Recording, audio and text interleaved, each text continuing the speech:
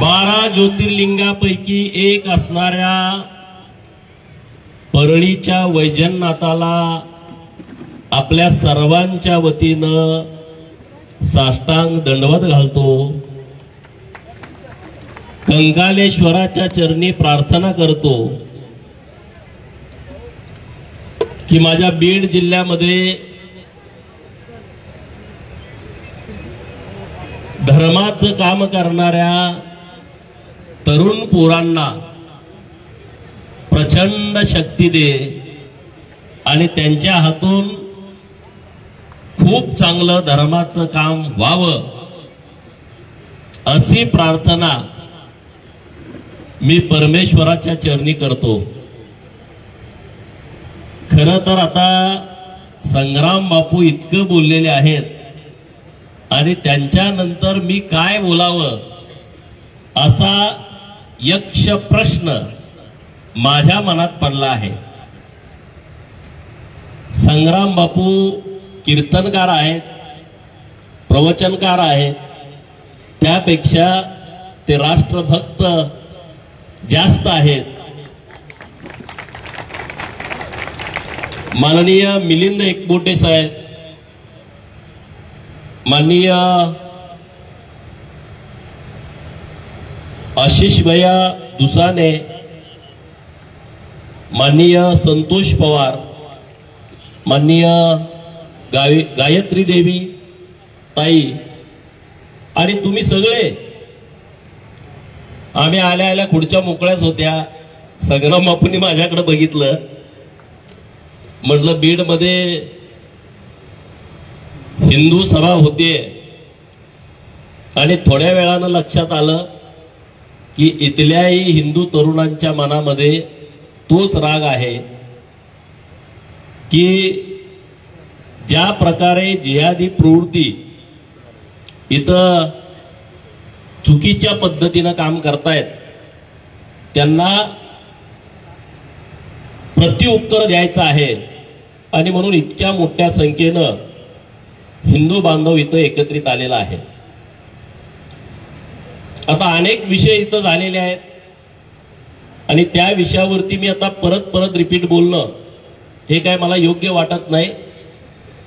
परंतु जेव्हा आम्ही गेस्ट हाऊस वरती आलो तेव्हा मला पत्रकार मित्र भेटले आणि त्यांचा एकच प्रश्न होता की हिंदुत्ववादी सरकार आहे आणि मग तुम्हाला मोर्चा काढण्याची गरज काय आहे।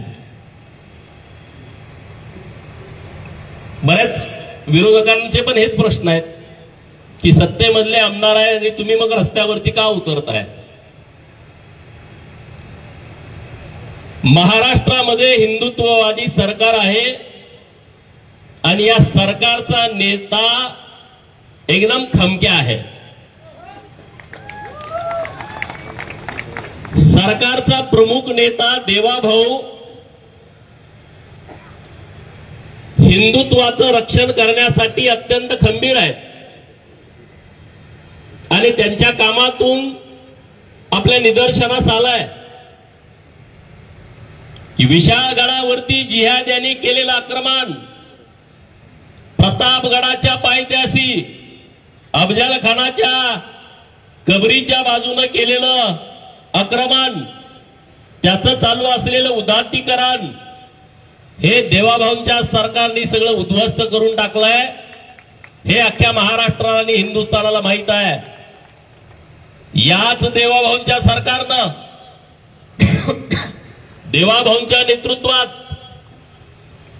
आणि हिंदुत्वासाठी काम करणारे आमचे सहकारी मित्र माननीय महेश दादा लांडगे यांच्या भोसरी विधानसभा मतदारसंघामध्ये 800 हेक्टरच्या वर सरकारी जमिनीमध्ये ज्या जिहाद्यांनी अतिक्रमण केलं होतं ते जमीन दोस्त करून टाकलं। ही देशातली सर्वात मोठी कारवाई आहे देशातली। आणि म्हणून सरकारच्या पद्धतीनं काम करताय। गोमातेला राज्यमातेचा दर्जा दिला, गो हत्या बंदीचा कायदा आणला, परंतु तरी त्यामध्ये काय बदल करण्याची आवश्यकता होती ते संग्राम बापूंनी त्यांच्या भाषणामध्ये सांगितलं. बीडच्या आमच्या आजच्या मोर्चाची मागणी काय आहे? सगळ्यात महत्वाचा विषय गेल्या 8-10 दिवसापासून इलेक्ट्रॉनिक मीडियामध्ये सुरू आहे, प्रिंट मीडियामध्ये छापून येतोय. तो मुद्दा काय आहे? आणि मी स्वतः राज्याचे मुख्यमंत्री माननीय देवाभाऊंच्याकडे पत्र देऊन मागणी केली आहे की बीड मध्ये जो तुरुंग आहे त्या तुरुंगामध्ये पेट्रस जोसेफ गायकवाड नावाचा जो तुरुंग अधिकारी आहे, जेलर आहे. आपण पिक्चर मध्ये जेलर बघितलेत बरोबर की? पिक्चर मध्ये जेलर अन्याय करणारे आपले हिरो जेलमध्ये गेल्यानंतर त्याला मारहाण करतात, ते आपण पिक्चर मध्ये बघितले. पण ही अवलाद त्याच्या पुढची आहे. ह्या अवलादीला नोकरी लागली आहे. काय काम आहे याचं? कैद्यांची काळजी घेणं, कैद्यांनी पळून जाऊ नये, त्यांची व्यवस्था बघणं. परंतु हा करतोय काय? हा तिथं धर्मांतरणाचं रॅकेट चालवतोय. महाराष्ट्रामधले जे बोलतात की भाजपवाले हिंदू मुसलमान करतात, महाराष्ट्रातले अनेक विचारवंत तज्ञ तथाकथित, मी त्यांना तज्ञ मानत नाही, त्यांना घरात बायका जेवायला देत नाहीत, परंतु ते टीव्हीवरती असे सल्ले देत राहतात. म्हणजे असं का गेलो, तसं का केलं, ते पादऱ्यांना गोपीचंद पडळकर असं का बोलला, बरोबर ना? त्यांना मला सवाल करायचा आहे की बीडच्या जेल मधला हा पेट्रस गायकवाड आल्या आल्या त्यानं काय केलं?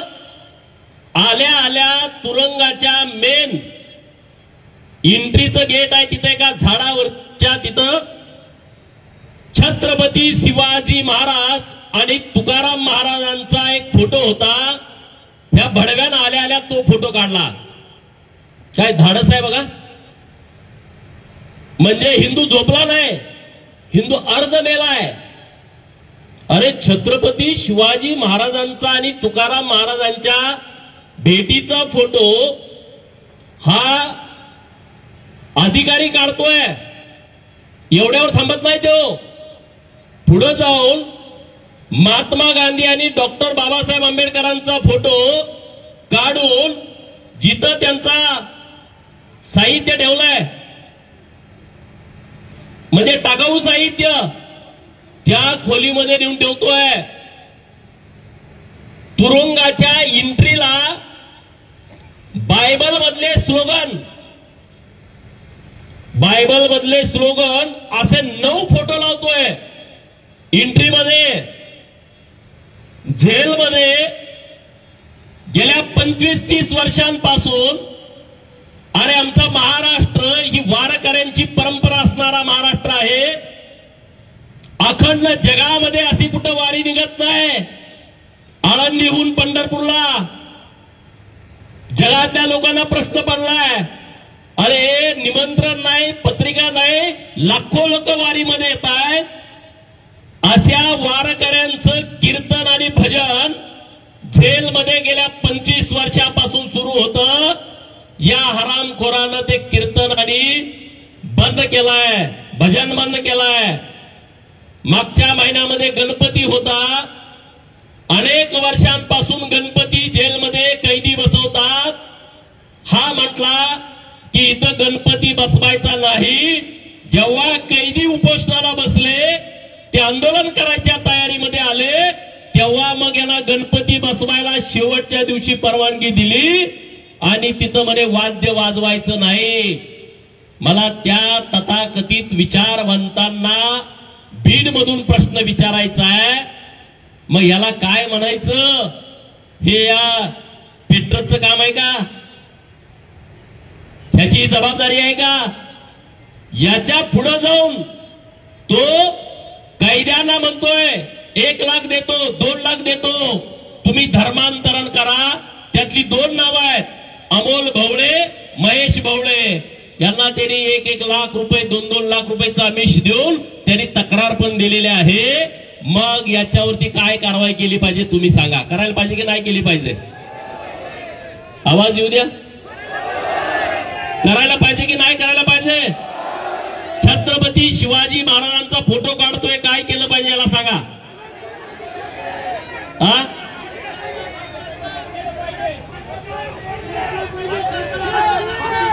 हे मुसलमान दिसून येत आहेत, पण हे स्वीट पॉइझन आहे. स्वीट पॉइझन कळतच नाही. आम्ही प्रार्थना करतो, आम्ही तुमचा आजार बरा करतो, आम्ही तुम्हाला मदत करतो, आणि मग तुम्ही आमच्याकडे या, आमचा देव श्रेष्ठ आहे, आमच्या देवाला शिव्या देतात, तुडवतात. हे कसं काय चालेल? या गायकांवरती गुन्हा दाखल झाला पाहिजे. परंतु हगटला. आता त्यानं छत्रपती शिवाजी महाराजांचा फोटो तिथं आणून लावलाय, बाबासाहेबांचा फोटो आणून लावलाय, महात्मा गांधींचा फोटो आणून लावलाय. ते जे 9 फोटो होते ते काढून गायब केलेत. ते काढले कुणी त्याची पण नावं माझ्याकडे आहेत. ते कुणी काढले फोटो? स्वप्नील पारडे नावाचा पोलीस शिपाई आहे, त्यानं ते सगळे फोटो काढून टाकले. म्हणजे ह्यानं फोन केला, त्या बिचाऱ्याची काही चूक नाही. नंतर महाराजांचा फोटो वहीद खान नावाचा आहे, त्यानं तिथं आणून लावला. एक पादरी येतो तिथं, संजय गायकवाड नावाचा, आणि तो दर 3-4 दिवसानं जेलमध्ये येतो, 3-3 तास बसतो. अरे आपला कायदा आहे, जेलमध्ये कुणालाही जाता येत नाही. या पेट्रोलचा बाप जोसेफ जरी आला तरी कायद्यानं त्याला एंट्री तिथं द्यायची नाही. मग सुनील गायकवाड पादरी 3-3 तास तिथं येतोय आणि हे धर्मांतरणाचं षडयंत्र करतायत. माननीय मुख्यमंत्री महोदयांच्याकडे मी मागणी केली, त्याच्यावरती कारवाई होईल. त्याला बडतर्फ केला पाहिजे, त्याच्यावरती गुन्हा दाखल केला पाहिजे. हा 302 मधला आरोपी आहे. तिकडे जेव्हा खानदेशात जेलर होता तेव्हा त्याने एका कायद्याचा तिथं मर्डर केलेला आहे. आणि ह्याला एक उपमहानिरीक्षक लेवलचा अधिकारी आहे देसाई नावाचा, तो त्याला पाठीशी घालतो आणि म्हणून हा मस्ती करतो, हे माझं कोणी काय वाकडं करू शकत नाही, याची भाषा आहे. इकडं मोदी साहेबांनी आदेश दिलाय आपल्याला, एक पेड़ मां के नाम. त्यानं 3 ट्रक झाडं तोडून टाकली. मी चॅनेलवरती त्या बातम्या बघितल्या. जिल्हाधिकाऱ्यांना हे दिसलं नाही का की एका तुरुंगामधला तुरुंगाधिकारी 3 ट्रक झाडं तोडतोय आणि तो म्हणते माझं काही वाकडं कुणी करू शकत नाही. तर ह्याच्यावरती तात्काळ गुन्हा दाखल केला पाहिजे आणि ह्याच्याला बडतर्फ करून टाकला पाहिजे. आणि हे तुम्हाला कळलं पाहिजे की धर्मांतरण कसं चालतं. लोक धर्मांतरण चालत नाही, हे भाजपवाल्यांना उगाच खुजले, हे काहीतरी करतात. हे काय मी सांगितलं नाही, त्या लोकांची तुम्ही माहिती घ्या. हे लोकांनी माझ्याकडे माहिती पोच केली आहे. मी पेपर मधल्या विषय वाचले, मी टीव्हीवरती बातम्या आल्या त्या सर्च केल्या, त्या सगळ्या बघितल्या. आणि म्हणून हे तुमच्या निदर्शनास असावं, हे धर्मांतरण करणारे जे पाद्री आहेत म्हणजे हे अतिशय डेंजर लोक आहेत. गरीब लोकांच्याकडे जातात, तुम्हाला मदत करतो, धान्य देतो, तांदळाचं पोतं देतो, गव्हाचं पोतं देतो, तुमच्या पोरांना शाळेसाठी दप्तर देतो, त्याला वह्या घेऊन देतो, त्याला पुस्तकं घेऊन देतो. आणि मग तुमच्या घरात कोण आजार आहे आम्ही तुमच्यासाठी प्रार्थना करतो. आपल्या लोकांना वाटायला बरं झालं यांचं काय आपलं पाहुणार आहे काय नाही, येऊन प्रार्थना करतो म्हणतोय. किडनी एक नसली तुम्हाला 2 किडन्या देतो म्हणतोय, तुमचं हार्ट अटॅक आला मी तुम्हाला दुरुस्त करतो म्हणतोय. असं करतोय, मग आपली लोक भावनिक होतात आणि मग परत ते हळूच पिल्लू बाहेर काढतंय. तुमच्या देवाचा काही उपयोग नाही, आमचा तो देव आहे तो एकदम सर्वश्रेष्ठ आहे. आणि मग आपल्या देवाला शिव्या द्यायच्या, तुडवायचं, नदीत नेऊन टाकायचं, असले उद्योग सुरू आहेत. तर हे असले उद्योग आपण खपून घेणार का सांगा? घेणार का? धर्मांतरण मोठ्या प्रमाणात सुरू आहे, ते हाणून पाडणार की नाही पाडणार? असे धर्मांतरण करणारे गावात आले तर तुम्ही काय करणार? मी म्हणत नाही बरं का, हे म्हणते. तुम्ही काय करणार? त्याचा सत्कार करणार काय करणार? अरे खेडे गावात यायला लागले, हे तिथं चर्च नाही, तिथं मस्जिद नाही, मग तुमचं आमच्या गावात काम काय आहे? तुमचा पाहुणा नाही, तुमचा मेहुणा नाही, तुमचं लग्न ठरवायला आला नाही, मग तुम्ही आमच्या गावात कशासाठी येत आहे? या सगळ्या लोकांना तुम्ही जाब विचारला पाहिजे. जे कलेक्टर इथं आहेत त्यांना मला काही बीड शहरातल्या गोष्टी निदर्शनास त्यांच्या आणून द्यायच्या आहेत की बीड शहरामध्ये जे अतिक्रमण आहेत अहिल्यानगर रोडवर हे रस्त्यावरती मधोमध थडगं बांधलंय, कुणाचं आहे हे पहिलं काढून टाका. पाडलं पाहिजे की नाही पाडलं पाहिजे? परत म्हणतात गोपीचंद पडळकर काहीतरी भडकाव. आता हे रस्त्यात मध्ये अरे काही गटुळ पुरलंय का इथं? हा, हे पहिलं काढून टाकलं पाहिजे. आता हे बघा, नदीत अतिक्रमण केलंय बघा फोटो. चायला जणू काही एनए प्लॉट हे खरेदी केलाय 30 लाखाचा. त्यात कार्यालय बांधलंय आणि हॉस्पिटल बांधलंय. पाडलं पाहिजे की नाही पाडलं पाहिजे? नदी पात्रामध्ये मी आता देणार आहे पत्रकार मित्रांना आणि कलेक्टरकडे पण तुम्ही सकाळी पोहोच करा. हे तुमच्या बापाची प्रॉपर्टी नाही. सरकारच्या जागेमध्ये जेवढी या मुसलमानांची आणि या ख्रिश्चन मशिनऱ्यांची अतिक्रमण आहेत ती बुलडोजर घालून उद्ध्वस्त केली पाहिजेत. मारुती मंदिर, आमचा हनुमान आणि त्याच्या पुढे मटणाचे शॉप चालतंय काय? पोलीस आणि गदा या मटन शॉप वाल्याच्या डोक्यात घाला हनुमानाची, त्याला हाकलून द्या. आमच्या देवाची विठंबना चालणार नाही. या असला खपून आम्ही बीड शहरामध्ये घेणार नाही. एक ना अनेक विषय. बशीरगंज रोडला योगा अतिक्रमण सरकारी जागेत, सरकारी जागेतली अतिक्रमण, स्लॅब टाकलेत, प्लास्टर केलेत, कलर मारलेत. हे सगळे हटवले पाहिजेत माननीय कलेक्टरांनी, नाहीतर आम्ही सभा करून गेलो परत काय नाही. मी डिसेंबरच्या अधिवेशनामध्ये हे सगळे प्रश्न मांडून त्याचं उत्तर घेणार आणि जर कारवाई नाही झाली तर त्या अधिकाऱ्याला जबाबदार धरून त्याच्यावरती कारवाई करण्यासाठी मागणी करणार. आता हे बघा, अहिल्यानगर रोडचं नॅशनल हायवेचं काम बंद आहे. नॅशनल हायवेचं काम बंद आहे का? वाटेमध्ये अतिक्रमण केलं या जीआयडीने. बघितलंय ना तुम्ही? जाता का ना या रोडला? मी फोटो दाखवतोय, ते दिसतंय का तुम्हाला? हा, हे काढलं पाहिजे की नाही काढलं पाहिजे? बालाजी मंदिराच्या समोर अतिक्रमण केलंय, केलं की नाही बॉस? आणि हे तुमच्या मशिदीजवळ केलं तर चाललं असतं का रे? परत म्हणताय तुम्ही आम्ही वातावरण तप्त करतोय, आम्ही वातावरण पेटवतोय. माननीय कलेक्टर महोदयांनी ही सगळी अतिक्रमणं देवाभावचा बुलडोजर फिरवून उद्ध्वस्त केली पाहिजे. ही आजच्या आमच्या हिंदू सभेची मागणी आहे.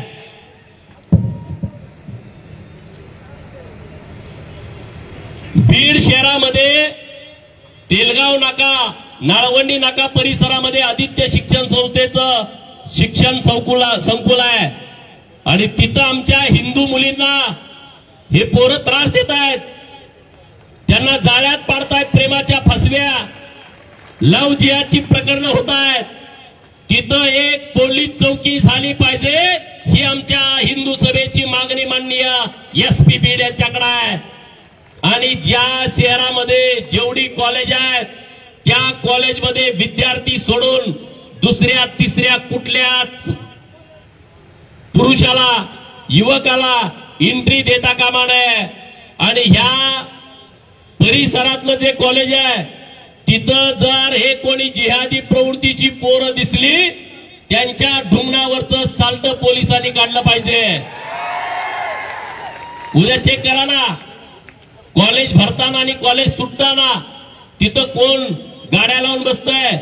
त्या गाड्यावरची जेवढी पोरं आहेत त्यांना ठोकून काढा.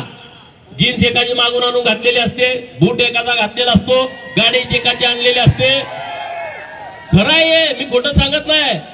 आणि फेसबुकला असा फोटो टाकतोय बुलेटवर पाय ठेवून.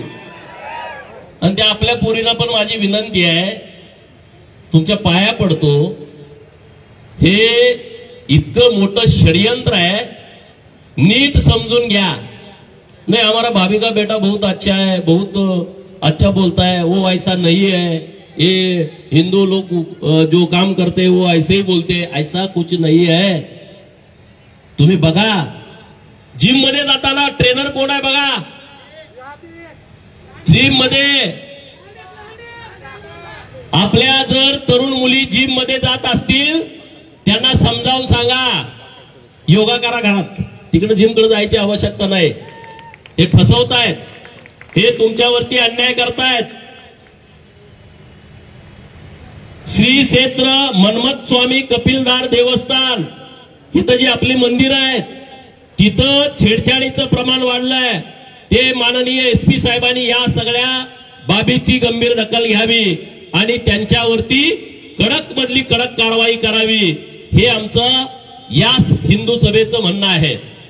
कंकालेश्वर येथे महादेवाचं मंदिर आहे आणि त्याच्या बाजूला पण या जिहाद्यांनी अतिक्रमण केलंय। मी सगळ्या ठिकाणी गेलो नाही, पण मी सगळी माहिती घेऊन तुमच्या समोर बोलतोय। तुम्ही शहरातले लोक आहे, तुम्हाला हे सगळं गावातली काय परिस्थिती आहे याची सगळी माहिती तुमच्याकडे आहे आणि म्हणून मला तुम्हाला विनंती करायची आहे,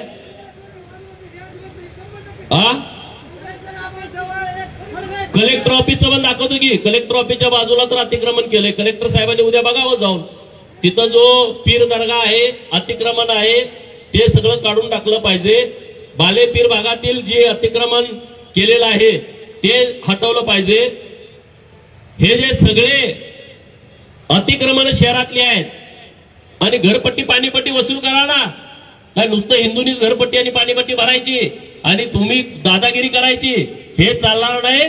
नगरपालिकेच्या सीओनी ज्यांनी ज्यांनी घरपट्टी भरली नाही त्यांच्या सगळ्या घरपट्ट्या वसूल करा, नाहीतर कनेक्शन कट करून टाका, बरोबर की नाही? नाहीतर सगळं मालमत्ता करार आम्ही भरणार, पाणीपट्टी आम्ही भरणार आणि मग तिकडे गेलं का दादागिरी करणार। परवा काही त्या सगळ्या गावांची नावं बदलली पाहिजेत का? हात वर करून सांगा, बदलली पाहिजेत का? मीडियावाले मित्र माझे जरा शूटिंग करून या सगळ्या जिल्ह्याला सांगा, सगळी नावं बदलली पाहिजेत का?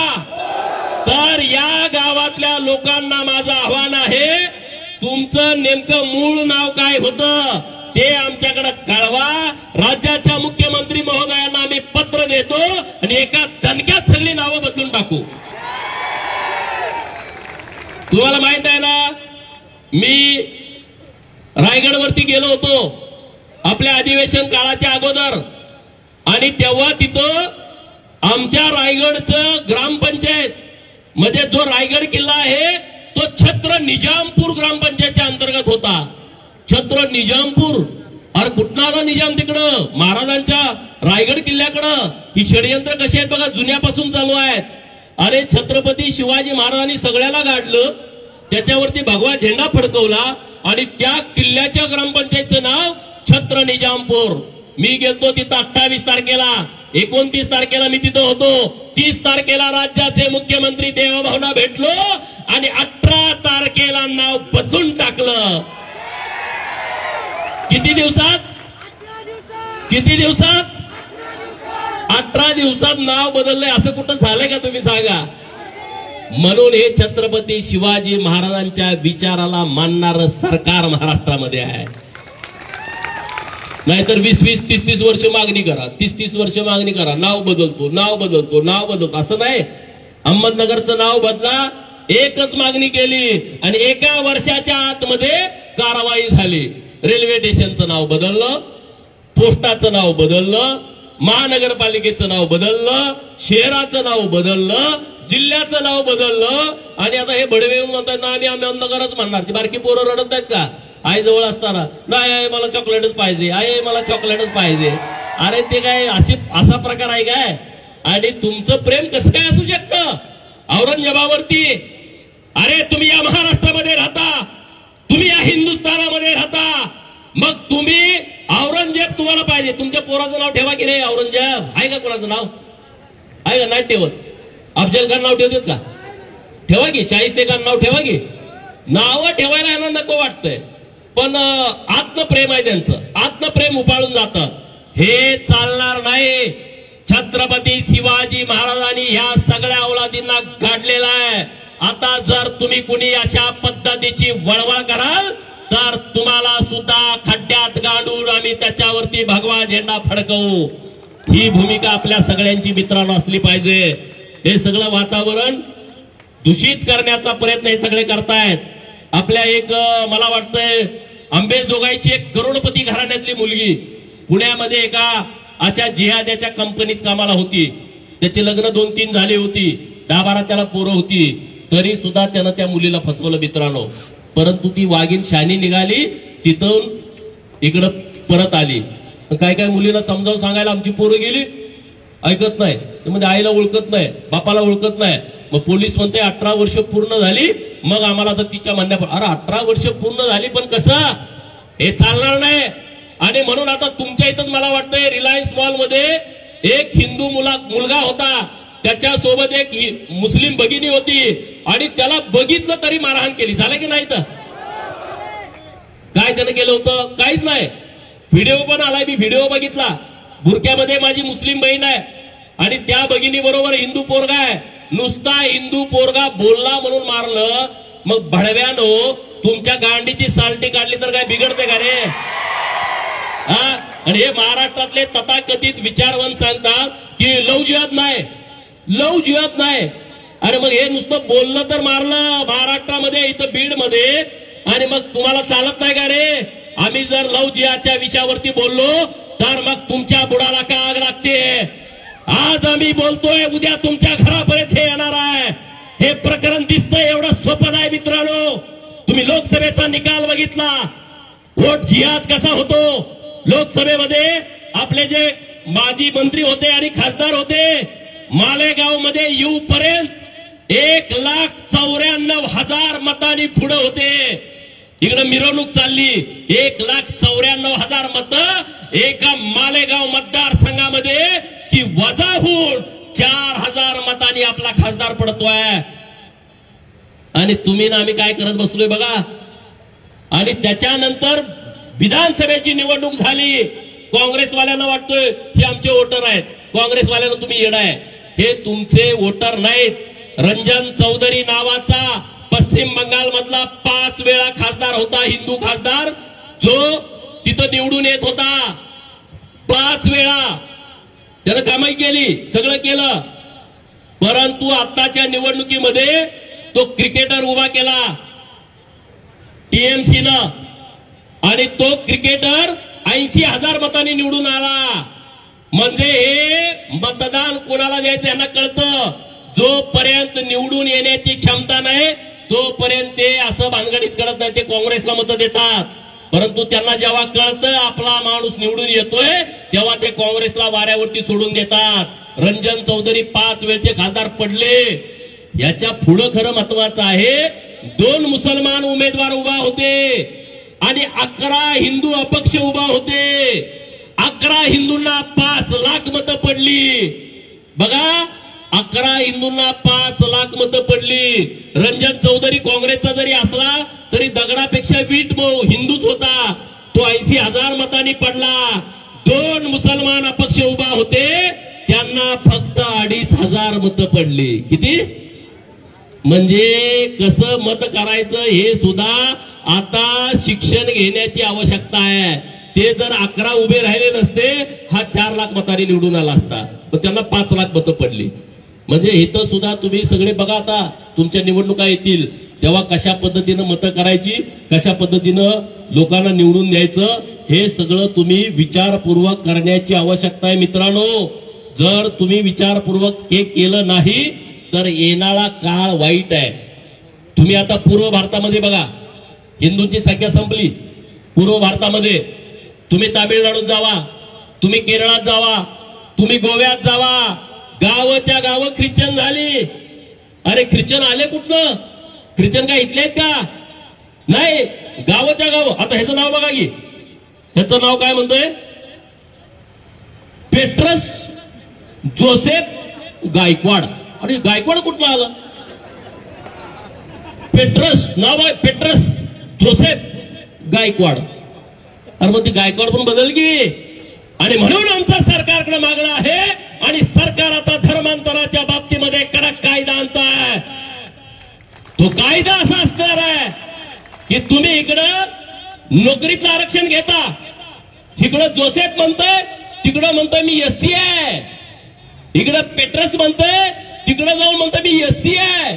म्हणजे मला ऍडमिशन एससीत न द्या, मला नोकरी एससीत न द्या, आणि बाहेर आलं का म्हणतोय मी ख्रिश्चन आहे, मी तुम्हाला मंत्र म्हणतो आणि तुमचा आजार बरा करतो. असं कसं चालेल रे?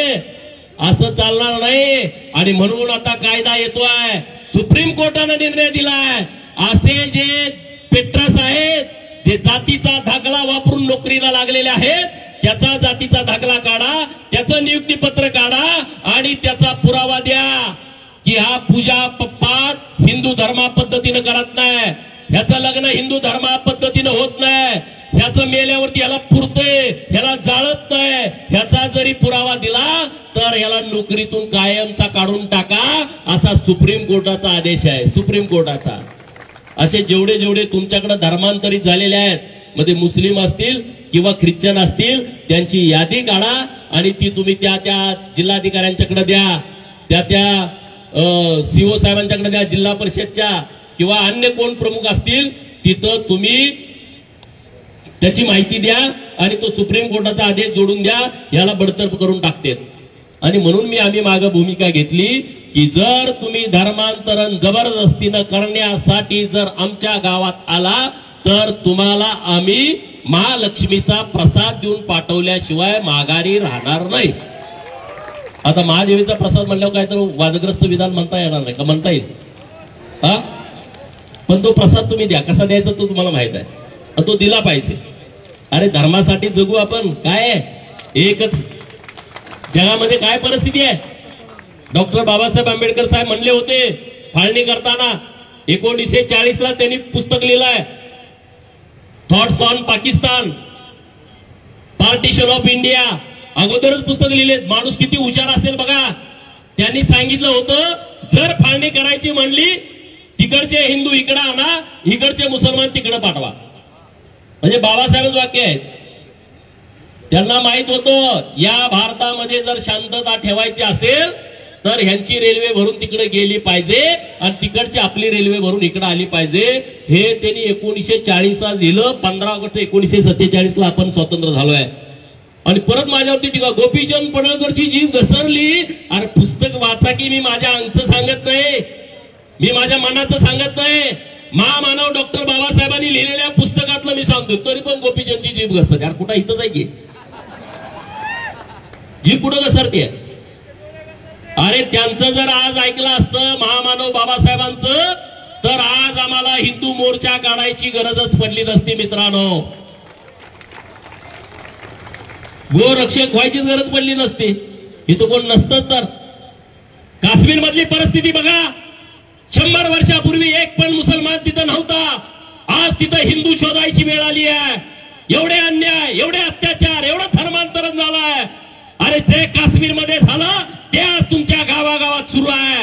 आज तुम्ही डोळे झाकले, तुम्ही एकमेकांमध्ये भांडताय, एकमेकाचे कपडे काढताय, परंतु वेळ गेली नाही अजून. लक्षामध्ये ठेवा हिंदूनो, जागे व्हा. अखंड जगातल्या लोकांना वाटतंय हिंदू आता जगाची महासत्ता होतोय. आम्ही शाळेत असताना ऐकलं होतं की 20 वर्षानंतर भारत महासत्ता होणार आहे. पण परवा इंग्लंडचे पंतप्रधान आले होते आणि त्यांनी सांगितलं भारत जगातली 3री आर्थिक महासत्ता होतोय. भाजपच्या आमदारांनी नाही, भाजपच्या खासदारांनी नाही. आम्ही म्हटलं का मग हे तुटून पडतात सगळे आमच्यावरती की असं तसं. ज्या इंग्लंडचं आमच्यावरती राज्य होतं त्या इंग्लंडचा पंतप्रधान म्हणतोय भारत जगातली 3री महासत्ता होते. म्हणजे देश बदलतोय. हे चोमड्यानो देश बदलतोय. त्यांचं नीट स्टेटमेंट ऐका. मागच्या महिन्यात ट्रम्प म्हणतोय मला मोदीजींच्या बरोबर बोलायचंय. अमेरिकेचे राष्ट्राध्यक्ष ट्रम्प म्हणते मला बोलायचंय. त्यांनी ते टेरिफ बिरीफ लावलं होतं 25%, 50%. आपला वाघ असा निघाला, ठीक आहे तुझं टेरिफ तिकडं. ह्याने दुसरी जुळणी लावली, ते पळायला लागलं. येडं झालं, येडं झालं, येडं झालं. मी बीडचं सांगत नाही,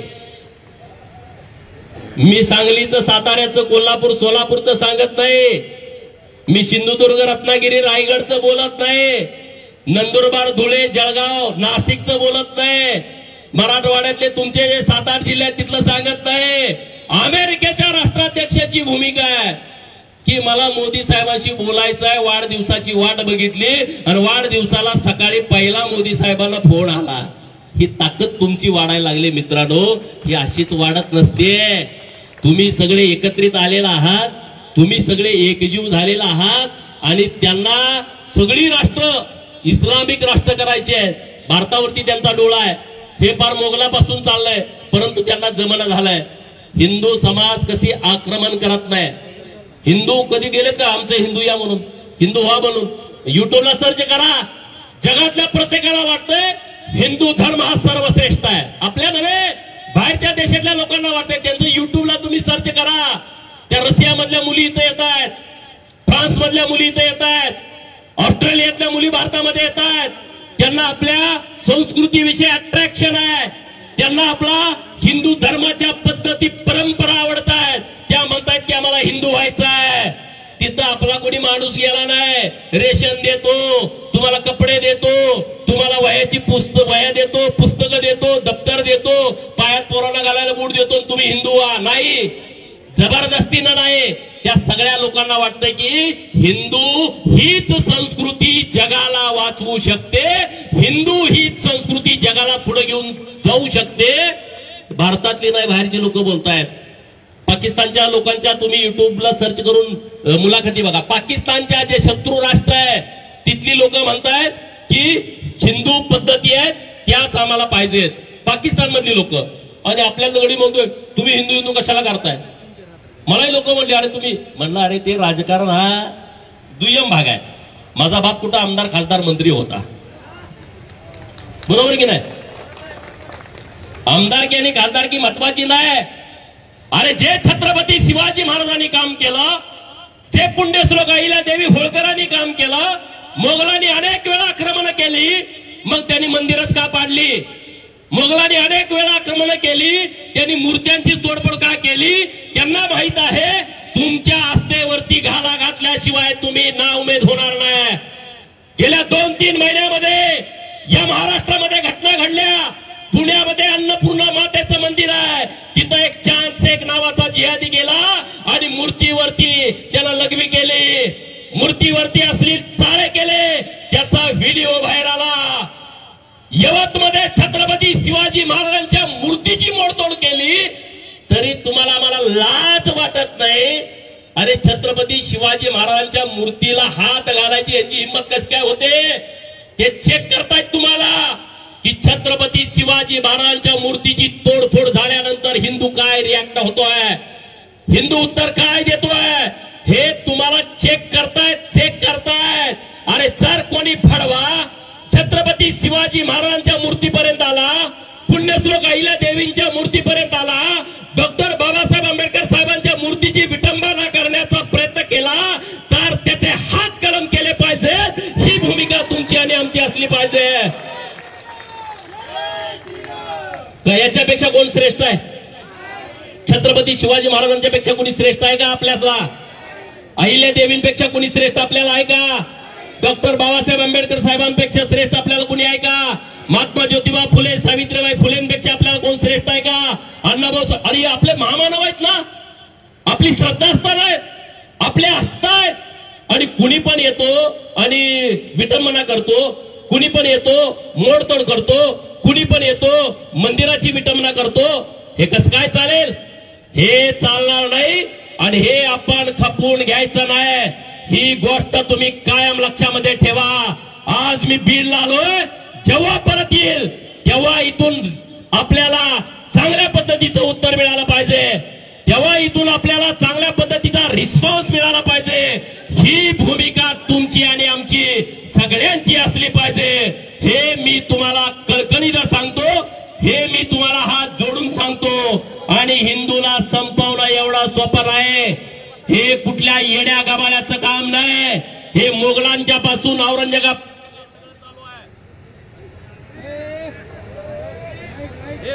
बोलो, काही झालेलं नाही. सगळ्यांनी शांत बसा.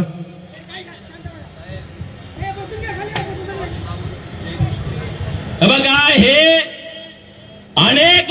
पूर्वीपासून सुरू आहे आणि त्यामुळं हिंदू धर्मावरती आक्रमण करण्याचा अनेक कुप्रवृत्तीनं प्रयत्न केला, परंतु ते कुणाला जमलं नाही.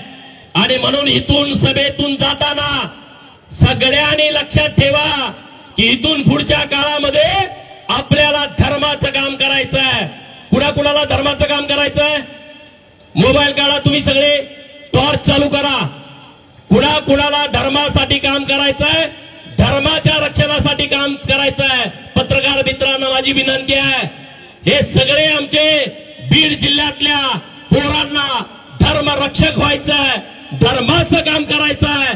धर्मावरती जर कुणी वाकडी नजर केली तर त्याच्या विरोधामध्ये भूमिका घ्यायची आहे. छत्रपती शिवाजी महाराज की, छत्रपती शिवाजी महाराज की, धर्मवीर छत्रपती संभाजी महाराज की, पुण्यश्लोक अहिल्यादेवी होळकरांचा, महामानव डॉक्टर बाबासाहेब आंबेडकरांचा. जय हिंद, जय हिंद, जय श्रीराम, जय श्रीराम, जय श्रीराम. धन्यवाद, धन्यवाद. एबीपी माझा, उघडा डोळे बघा नीट.